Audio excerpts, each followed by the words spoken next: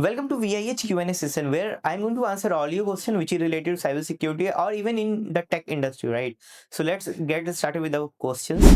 Yes, there is a question from Guru.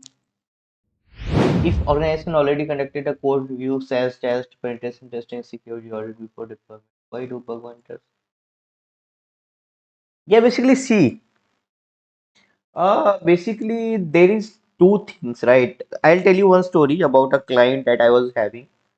So there was a what do you call there was a platform which was used to maintain influencers, right? That was used to maintain influencers. They were having a bug bounty program as well, and that was not publicly much accessible. So they just hired us. They just send us a contract where we need to do a VAPT for their API actually. So they had a API dot xyz.com. Okay. So what happens actually when you find a loophole? Okay, so it was like the VAPT assessment that we had done was costing around 20 lakhs rupees, right?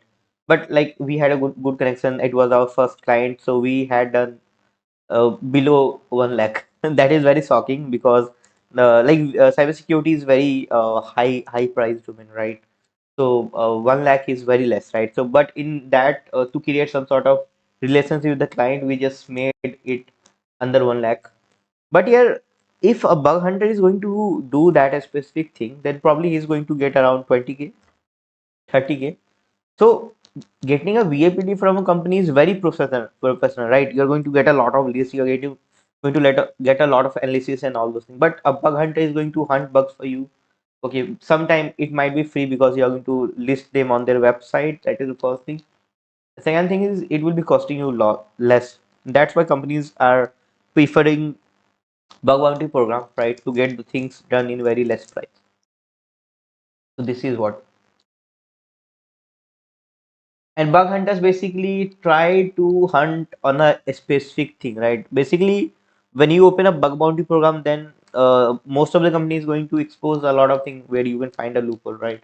But for a VAPD assessment, like it costs a lot of money, so we get a very less scope, right? Like if you're going to do bug bounty on that specific platform, then you might be having access of entire thing which is on the scope, each and every domains, right? But like we had done a VAPT that is going to cost a lot, so it was for a specific domain as well, right? So this is a difference.